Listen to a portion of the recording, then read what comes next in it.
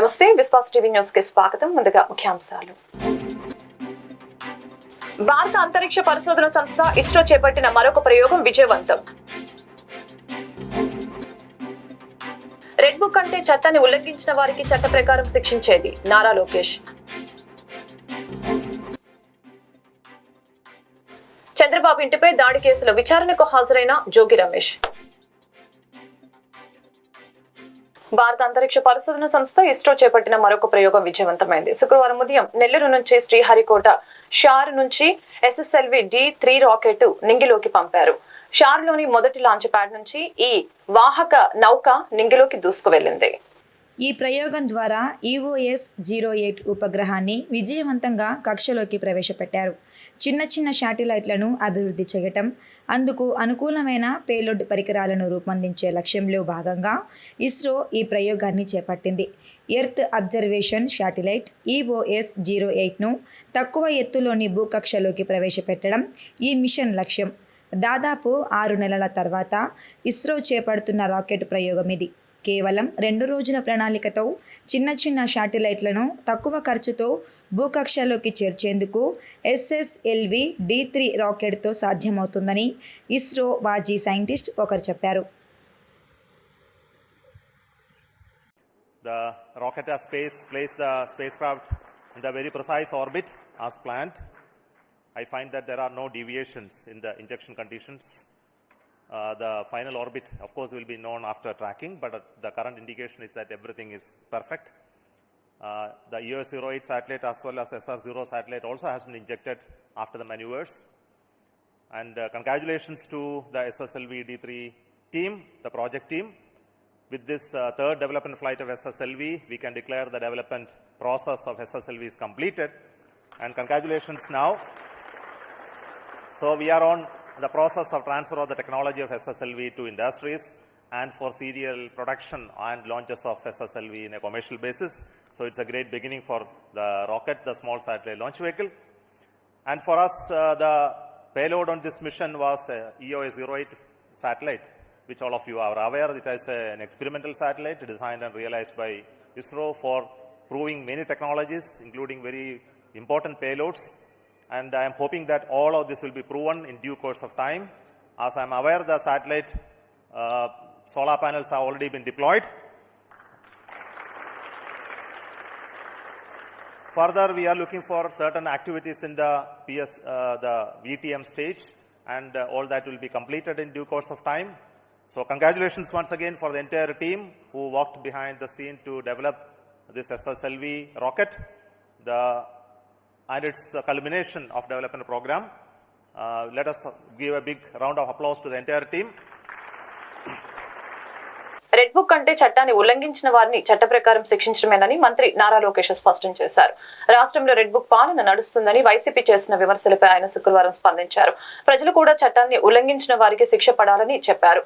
జోగి రమేష్ కొడుకు భూమి కబ్జా చేశాడు, అందుకే శిక్ష పడుతుంది. రేపు లిక్కర్ స్కామ్ మీద చట్ట ప్రకారం చర్యలు ఉంటాయని లోకేష్ పేర్కొన్నారు. రెడ్ బుక్ గురించి నేను చాలా క్లారిటీ ఇవ్వాలనుకుంటున్నాను ఈరోజు. నా ప్రతి స్పీచ్ చూడండి, ఎవరైతే చట్టాలు ఉల్లంఘించి కార్యకర్తల్ని ప్రజల్ని ఇబ్బంది పెట్టారో వాళ్ళని నేను వదిలిపెట్టాను అని స్పష్టంగా హామీ ఇచ్చాను. మళ్ళీ రిపీట్ చేస్తున్నా, చట్టాలు ఉల్లంఘించిన ఓకే. జోగి రమేష్ గారు అబ్బాయి ఏం చేశాడో ప్రజలు తెలుసుకోవాలి. అగ్రిగోల్డ్ భూమి పత్రాలు తీసుకుని ఫేక్ పత్రాలు సృష్టించి అతని పేరుపై ట్రాన్స్ఫర్ చేసుకుని అమ్మేశాడు. అగ్రిగోల్డ్ బాధితులు చాలా మంది ఇప్పటికీ ఇబ్బంది పడుతున్నారు. వాళ్ళకి రావాల్సిన డబ్బులు ఇంకా చాలా ఉన్నాయి. అగ్రిగోల్డ్ భూముల పైన ఫేక్ పత్రాలు సృష్టించి అమ్మేశాడు, డబ్బులు సంపాదించాడు. అంటే యాక్షన్ తీసుకోకూడదా? తెలుగుదేశం, జనసేన, భారతీయ జనతా పార్టీ ప్రభుత్వం రేపు లిక్కర్లో కూడా యాక్షన్ తీసుకుంటాం, ఇసుక దండాల్లో కూడా యాక్షన్ తీసుకుంటాం. అంటే అడ్డగోలుగా ప్రజల భూమి దోచేసినా మేమేం పట్టించుకోకూడదా? నేను ఆనాడు హామీ ఇచ్చా, ఊరూరు మాట్లాడా ఎర్ర బుక్ గురించి. ప్రజలకి నేను హామీ ఇచ్చా, ఎవరైతే చట్టాన్ని ఉల్లంఘించారో వాళ్ళని నేను వదిలిపెట్టే ప్రసక్తే ఉండదు అని నేను ఊరూరు మాట్లాడాను స్వామి. ఎర్ర బుక్ పట్టుకుని తిరిగా చూపించా ప్రజలకి. అందుకే ప్రజలు మాకు అంత అద్భుతమైన మ్యాండేట్ ఇచ్చారు. దాని ఒక్కవల్లే కాదు, అందరం కలిసికట్టుగా పోరాడడం. దాంట్లో భాగంగా రెడ్ బుక్ ఒక మ్యాండేట్ మాకు. నేను ఊరూరు చూపించాను రెడ్ బుక్. నేను ప్రతి పబ్లిక్ మీటింగ్ లో చూపించాను. నిన్న ప్రతి నియోజకవర్గంలో మేము గెలిచాం. సో ప్రజలు మాకు అంత క్లియర్ మ్యాండేట్ ఇచ్చారు. సో ప్రజలు కూడా చాలా క్లియర్గా ఉన్నారు. ఎవరైతే తప్పు చేశారో వాళ్ళు వదిలిపెట్టొద్దని క్లియర్గా చెప్తున్నారు. అది అమలు చేస్తాం. పేదల అక్షయపాత్ర అన్న క్యాంటీన్లు కేవలం 5 రూపాయలకే 3 పూటల ఆహారాన్ని అందించడం పేద ప్రజల పాలిట అన్న క్యాంటీన్లు అక్షయపాత్రగా ఉపయోగపడతాయని కాకినాడ గ్రామీణ శాసనసభ్యులు పంతం నానాజీ, ఎమ్మెల్సీ చిక్కాల రామచంద్రరావు పేర్కొన్నారు. బోటు క్లబ్ ఉద్యానవనంలో అన్న క్యాంటీన్ను శుక్రవారం ఎమ్మెల్యే నానాజీ ప్రారంభించారు. ఈ సందర్భంగా వారు మాట్లాడుతూ ముఖ్యమంత్రి చంద్రబాబు నాయుడు, ఉప ముఖ్యమంత్రి పవన్ కళ్యాణ్ సూచనల మేరకు రాష్ట్ర ప్రభుత్వం అన్న క్యాంటీన్లను ప్రారంభించిందని అన్నారు. డొక్కా సీతమ్మ వంటి వారిని ఆదర్శంగా తీసుకుని ముఖ్యమంత్రి చంద్రబాబు నాయుడు అన్న క్యాంటీన్లను ప్రారంభించారని అన్నారు. 5 ఏళ్ల తర్వాత క్యాంటీన్లను పునః ప్రారంభించడం ఆహ్వానించదగ్గ మంచి పరిణామమని అన్నారు. హరే రామ హరే కృష్ణ ఫౌండేషన్ ద్వారా నాణ్యమైన ఆహారాన్ని ఆహ్లాదకర వాతావరణంలో ప్రభుత్వం అందిస్తుందన్నారు. నిరుపేదలు, చిరుద్యోగులు, భవన నిర్మాణ కార్మికులు, విద్యార్థులు ఇలా ఎందరికో అతి తక్కువ ధరకు అందిస్తూ పేదల కడుపు నింపుతుందని అన్నారు. పేద ప్రజలందరూ ఈ యొక్క అన్న క్యాంటీన్లను సద్వినియోగపరుచుకోవాలని వారు కోరారు. ఈ కార్యక్రమంలో డీజీఈ మాధవి, అధికారులు, ఫౌండేషన్ సభ్యులు అడబాల రత్న ప్రసాద్, ఏఈ మహిపాల రమేష్ బాబు, రాయుడు అనిల్, డి వెంకట్రావు స్థానికులు పాల్గొన్నారు. ఈరోజు మన రాష్ట్ర ముఖ్యమంత్రి చంద్రబాబు నాయుడు గారు, అలాగే ఉప ముఖ్యమంత్రి పవన్ కళ్యాణ్ గారు ఒక మంచి నిర్ణయం తీసుకుని ఏదైతే అన్నా క్యాంటీన్లు ఎన్టీ రామారావు గారి యొక్క స్ఫూర్తితోటి ఆ రోజు చంద్రబాబు నాయుడు గారు మొదలుపెట్టారో దాన్ని తిరిగి రీఓపెన్ చేయడం, పేదలకి 5 రూపాయలకే పూటకి 5 రూపాయలకి లంచ్, డిన్నర్కి ఒక 5, టిఫిన్కి ఒక 5 తీసుకుంటా ఉన్నారు. అంటే 15 రూపాయలకి కేవలం ఒక మనిషికి అంటే ఆల్మోస్ట్ ఇది ఫ్రీగా పెట్టినట్టే. ఫ్రీ అన్న పేరు రాకూడదు కాబట్టి దానికి ఒక మెయింటెనెన్స్ కన్నా ఖర్చులు చూడడానికి, చేయడానికి, కట్టడానికన్నా మెయింటెనెన్స్ ఉండాలి కదా. లేకపోతే మెయింటెనెన్స్ పాడవద్దు కాబట్టి ఆ ఛార్జెస్ కూడా తీసుకోవడం జరుగుతూ ఉంది. ఇది చాలా గొప్ప నిర్ణయం. గత ప్రభుత్వాలు ఇంత గొప్ప నిర్ణయాన్ని ఎందుకు పక్కన పెట్టే కూడా తెలియని పరిస్థితుల్లో అయితే జరిగింది. కాబట్టి ఇది ఎవరికైతే కార్మికులకైతే, కర్షకులకైతే అవ్వచ్చు, విద్యార్థులకైతే అవ్వచ్చు, వృద్ధులు ఎవరైతే ఇబ్బంది పడుతున్నారో, కుటుంబాల్లో ఇబ్బంది పడుతున్నారో అవ్వచ్చు, అందరికీ నిరంతర ప్రక్రియగా కొనసాగాలని, దీనికి ప్రజల ఆశీస్సులు ఖచ్చితంగా ఉండాలని చెప్పి ముందు దీనికి ప్రజల ఆశీస్సులు ఖచ్చితంగా ఉండాలని చెప్పి ముందు మినిమం 10 సంవత్సరాలు మా ప్రభుత్వం ఉంటుంది. ఆ తర్వాత ఎవరు వచ్చినా కూడా ఇటువంటి ఈ రోజున మన కాకినాడ రూరల్ నియోజకవర్గంలో మన రమణయ్యపేట గ్రామంలో మన ఎమ్మెల్యే గారు పంతం నానాజీ గారి యొక్క ఆధ్వర్యంలో ఈనాడు ఈ యొక్క అన్నా క్యాంటీన్ ప్రారంభోత్సవం చేయడం జరిగింది. ఇందులో భాగంగా ఈనాడు మరి అన్నా క్యాంటీన్ అనేది మరి చాలా ముఖ్యం. ఎందుకంటే అప్పుడు ఆ రోజు ఎన్టీ రామారావు గారు మరి ఉన్నప్పుడు, అంతకుముందు ఎన్టీ రామారావు గారు ఇక్కడ తిరుపతిలో ఏదైతే ఉందో, తిరుపతిలో కూడా ఆయన ఫ్రీ భోజనాలు పెడుతున్నారంటే అది ఎన్టీ రామారావు గారు. అందుకనే ఆయన ఆ రోజున ఎంతోమంది, అన్ని వేల మంది తింటుంటారు ఇక్కడ తిరుపతిలో, తిరుమల దేవస్థానంలో. అటువంటి దానికి ఆ అన్నగారి పేరు పెట్టినప్పుడు అన్నా క్యాంటీన్ పేరు పెట్టదు ఆ రోజున. దాన్ని ఆ రోజు పెట్టిన దాన్ని ఈ రోజున మన చంద్రబాబు నాయుడు గారు, మరి పవన్ కళ్యాణ్ గారు కూడా నిర్ణయం తీసుకుని ఈనాడు ఈ క్యాంటీన్ మళ్ళా పునరుద్ధరించాలనే ఉద్దేశం మీద ఈనాడు మళ్ళీ ప్రారంభోత్సవం చేయడం జరిగింది. అందులో భాగంగానే ఈనాడు రాష్ట్ర వ్యాప్తంగా 100 క్యాంటీన్ల వరకు కూడా ఈనాడు ప్రారంభోత్సవం జరుగుతూ ఉన్నాయి. అందులో మన జిల్లాలో, కాకినాడ జిల్లాలో 11 వరకు మనకి క్యాంటీన్లు, అన్న క్యాంటీన్లు మనం మొత్తం కూడా ఇవాళ ప్రారంభోత్సవాలు జరుగుతూ ఉన్నాయి. ఈనాడు మరి ఇవన్నీ కూడా ఎందుకు పెడుతున్నారు ఇదంటే, మరి కార్మికుల కోసం ఒకటి, 2 వృద్ధులు, చాలా ఇంపార్టెంట్ వృద్ధులు. పాపం వాళ్ళకి 5 రూపాయలకే, వాళ్ళు డబ్బులు లేని వాళ్ళు, దిక్కు మొక్కు లేని చాలా మంది ఉన్నారు పాపం. వాళ్ళు 5 రూపాయలకే భోజనం కావాలి, పలహారం. విద్యార్థులు ఎక్కడైనా సరే ఏదైనా ఇబ్బందుల్లో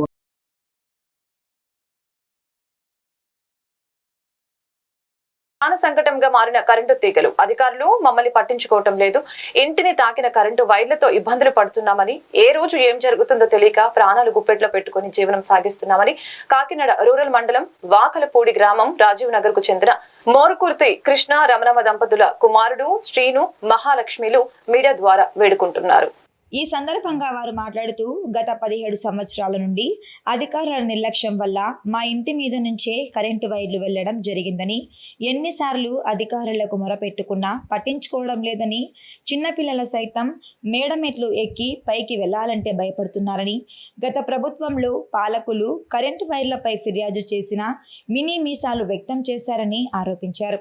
కూటమి ఎమ్మెల్యే పంతం నానాజీ మా గోడు విని మాకు కరెంటు వైర్లు నుంచి రక్షించి ప్రాణాలు కాపాడాలని వారు వేడుకున్నారు.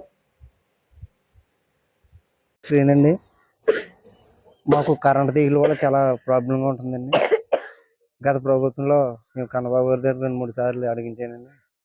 ఎవరు పట్టించుకోలేదు. పట్టించుకోకపోతే ఒక రోజు పోలు ఇరిగిపోయి ఇక్కడ పడిపోయిందండి. పడిపోయినప్పుడు వెంటనే ఆ పోల్కి 70,000 అమౌంట్ తీసుకుని ఆ వెహికల్ దగ్గర కొత్త పోల్ వేసారండి. అప్పుడు కూడా పైకి లాగించమని అడిగామని, లాగలేదండి. పిల్లలు గట్రా పైకి ఎక్కితే చాలా ఇబ్బందిగా ఉంటుందండి. వీరు ప్రభుత్వంలో ఏమన్నా చేసి పెడతారమ్మో అనేసి నానాజీ గారు కొద్దిగా చేసి పెట్టాలని కోరుకుంటున్నాను. నా పేరు రమణమ్మ అండి. మాకు వాకలపూడి అండి, రాజానగరం అండి మాది. పిల్లలతోటి చానాలు పెట్టి ఇక్కడ ఉంటున్నామండి. పిల్లలతో భయం వేస్తుందండి. ఈ తీగల వల్ల కన్నబాబు గారితో చెప్తే అసలు పట్టించుకోలేదండి. ఆయన చూద్దామని వెళ్ళిపోయారండి. వెళ్ళిపోతే 17 సంవత్సరాలు పెట్టి అలాగే తీగలే పోలు గట్రా ఇరిగిపోతే స్తంభం వాళ్ళమ్మ పైకి కట్టమంటే కట్టలేదండి. కట్టకపోతే ఓ తీగులు కిందకి అలా వేసారండి. బాగా ఈ పిల్లలతో మేడమేకి వెళ్ళడానికి మాకు భయంగా ఉన్నదండి. అంతిమాలని ఏదో నానాజీ గారు ఉన్నారు కాబట్టి పంత నానాజీ గారు మాకు సాయం చేస్తారని మేము కోరుకుంటున్నామండి. అంతే. అమ్మ దయ ఉంటే అన్ని ఉన్నట్లే. ఘనంగా విద్యార్థుల మధ్య అమ్మ పుట్టినరోజు వేడుకలు. సమాజ శ్రేయస్సు వ్యక్తిగత శ్రేయస్సుగా భావించి స్వాతంత్ర దినోత్సవం నాడు అమ్మ పుట్టినరోజు వేడుకలు. కాకినాడ రూరల్ మండలం తిమ్మాపురంలో గల ఎంపీపీ స్కూల్ నందు విద్యార్థులకు ముఖ్య అతిథి మాదారపు తాతాజీ చేతుల మీదుగా పండ్లు, విద్యార్థులకు కావాల్సిన స్టేషనరీ, 3 స్కూల్ రైటింగ్ బోర్డులు మరియు అమ్మ శ్రీమూర్తిని అందించడం జరిగిందని అమ్మ భగవాన్ సేవకురాలు శ్రీమతి భువనేశ్వరి దేవి, సేవకుడు త్రిమూర్తులు తెలిపారు.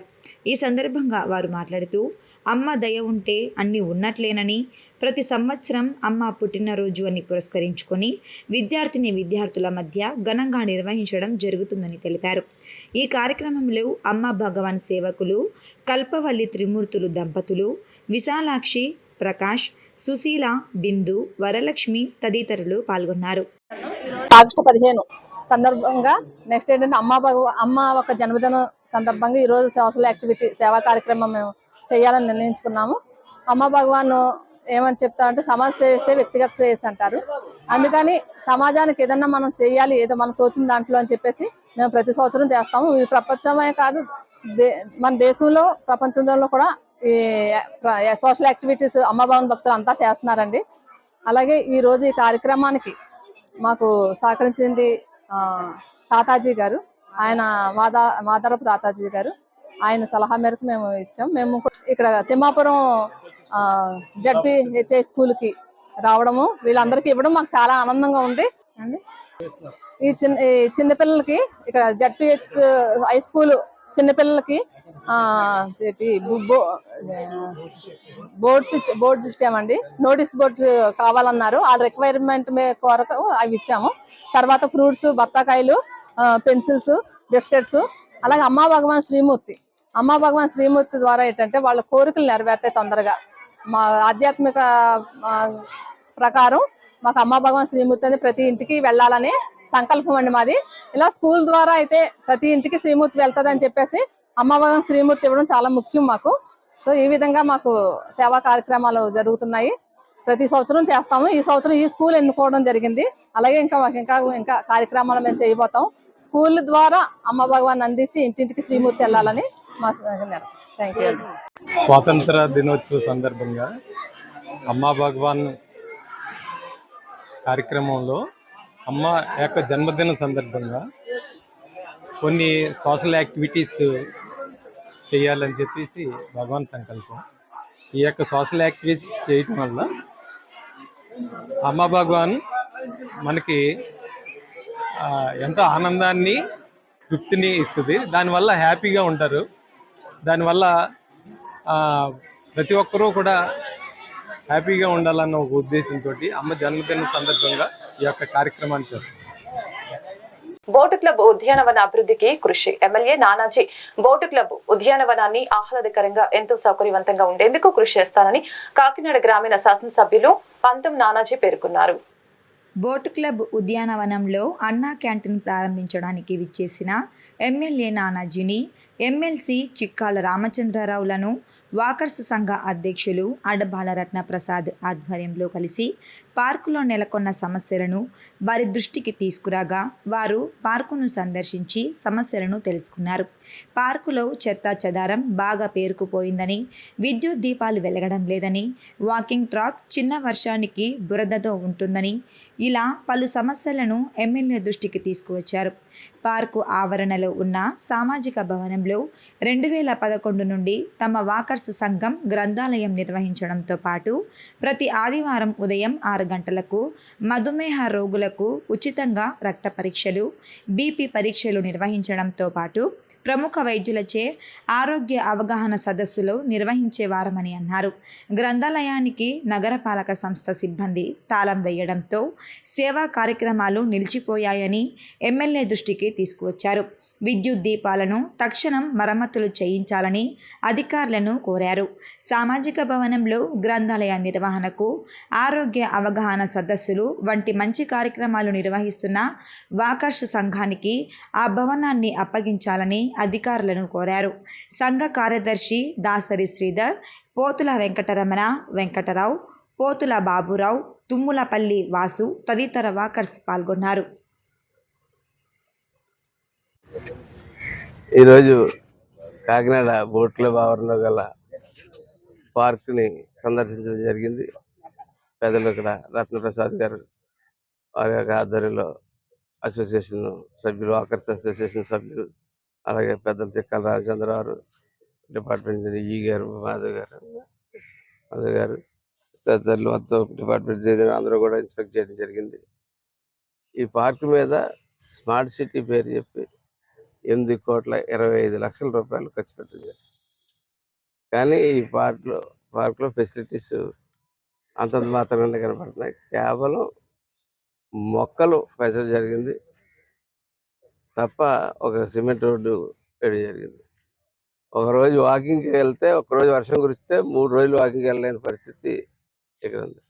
ఇక్కడ ఉన్న వాళ్ళందరూ కూడా పెద్దలు, ఆరోగ్య సమస్యలతో ఉన్న వాళ్ళు, డైలీ వాకింగ్ చేసి బాడీని ఫిట్గా పెట్టుకోవాల్సిన అవసరం ఉన్న ప్లేస్. దాంతో కూడా ఒక పార్కు అంటే ఒక చక్కటి వాతావరణంలో తిరగాలన్న ఆలోచన ప్రతి ఒక్కరికి ఉంటుంది. కానీ ఇక్కడ ఈ పార్కు వాతావరణం చేస్తే దీనికి మెయింటెనెన్స్ లేదు. ఏదో ఏజెన్సీకి ఇచ్చామని చెప్తా ఉన్నారు. ఆ ఏజెన్సీ ఇప్పుడు దాకా పని మొదలు పెట్టాల.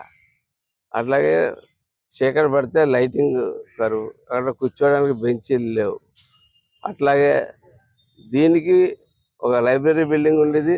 ఆ తాళం ఎవరో ప్రబుద్ధుడు గతంలో రాజకీయవేత్తలు ఆ తాళాలు పట్టుకుపోరని చెప్తా ఉన్నారు. ఆ తాళాలు ఎక్కడున్నా తక్షణం తెప్పించి ఆ బిల్డింగ్ ఈ వాకర్స్ అసోసియేషన్కి అప్పచెప్పాల్సిందిగా కోరుతా ఉన్నాం. అట్లాగే దీని మెయింటెనెన్స్ మీద ప్రత్యేక దృష్టి పెట్టాలని కోరుతా ఉన్నాం మున్సిపల్ కార్పొరేషన్ వాళ్ళని. దీని మీద కమిషనర్ గారితో, అట్లాగే ఎస్సీ గారితో, స్మార్ట్ సిటీ ఎస్సీ గారితో ఆల్రెడీ ఈ గారితో కూడా సంప్రదించడం జరిగింది. ఈ గారు ఇమీడియట్గా రేపు సాయంత్రం లోపల లైట్లు చేస్తా అన్నారు. అలాగే బెంచులు ఒక స్వచ్ఛంద సంస్థ ద్వారా రేపు ఎల్లుండిలో రాబోతూ ఉన్నాయి. అట్లాగే మిగిలిన కార్యక్రమాలు పూర్తిగా ఒకసారి దీని మీద డిస్కషన్ చేసి దీన్ని పూర్తి స్థాయిలో మనకున్నది కాకినాడ రూరల్లో మనకున్న ఏకైక అందమైన పార్క్ ఇదే.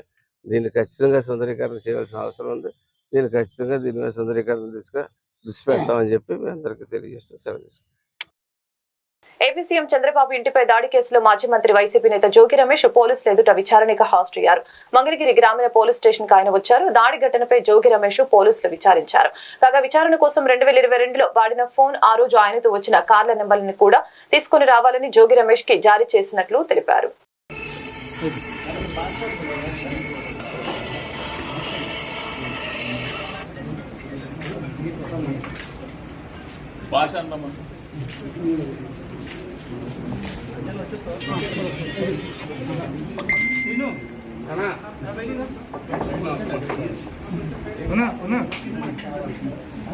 వార్తలు ముగించే ముందు ముఖ్యాంశాలు మరొకసారి. భారత అంతరిక్ష పరిశోధన సంస్థ ఇస్రో చేపట్టిన మరొక ప్రయోగం విజయవంతం. రెడ్ బుక్ అంటే చట్టాన్ని ఉల్లంఘించిన వారికి చట్ట ప్రకారం శిక్షించేది నారా లోకేష్. చంద్రబాబు ఇంటిపై దాడి కేసులో విచారణకు హాజరైన జోగి రమేష్. ఈ వార్తలు ఇంతటితో సమాప్తం. మరొక బులెటిన్ మళ్ళీ కలుద్దాం. నమస్కారం.